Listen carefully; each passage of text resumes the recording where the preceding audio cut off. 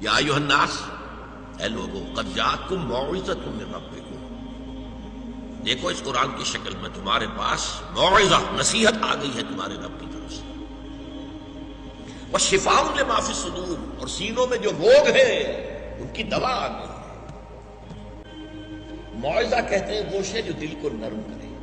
پہلے موعظہ ہے یہ تاکہ دل کو نرم کرے، پھر یہ جذب ہو جاتا ہے اندر، اور پھر یہ دوا بن جاتا ہے انسان کے تمام قلبی امراض۔ قلبی امراض کیا ہے؟ انجائنا نہیں، تھرومبوسس نہیں، قلبی امراض حب دنیا، حب مال، تکبر، حسد، شہوت پرستی، دولت پرستی، شہرت پرستی، اقتدار پرستی، یہ امراض، ان امراض کا پھر وہ علاج